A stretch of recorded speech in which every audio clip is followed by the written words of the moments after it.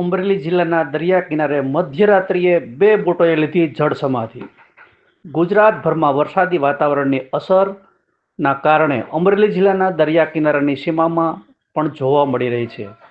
ખરાબ વાતાવરણના કારણે અમરેલી જિલ્લાના જાફરાબાદ અને ગીર સોમનાથ જિલ્લાના રાજપરા આમ 2 ગામની બોટ દરિયાના પાણીમાં મધદરિયે ગરકાવ થઈ ગઈ છે. જાફરાબાદથી 18 નોટિકલ માઇલ દૂર મધદરિયામાં ભારે પવને ચક્રાવાતનું રૂપ ધારણ કર્યું હતું.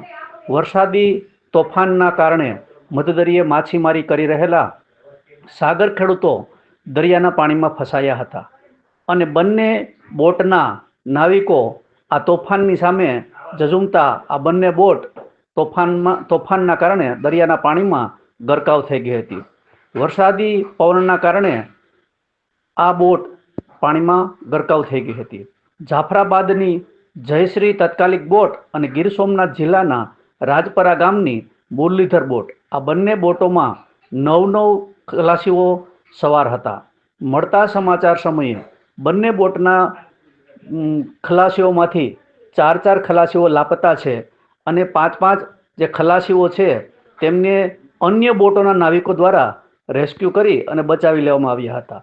તેમજ અન્ય રાજપરા અને જાફરાબાદ બંને ગામના કુલ 8 ખલાસીઓની મધદરિયામાં શોધખોળ શરૂ કરવામાં આવી રહી છે.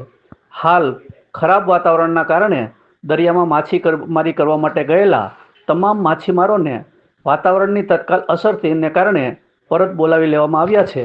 તેમજ કોસ્ટગાર્ડને પણ જાણ કરવામાં આવી છે, પરંતુ મધદરિયામાં ખરાબ વાતાવરણના કારણે હેલિકોપ્ટરથી શોધખોળ કરવાનું કામ મુશ્કેલી ભર્યું છે.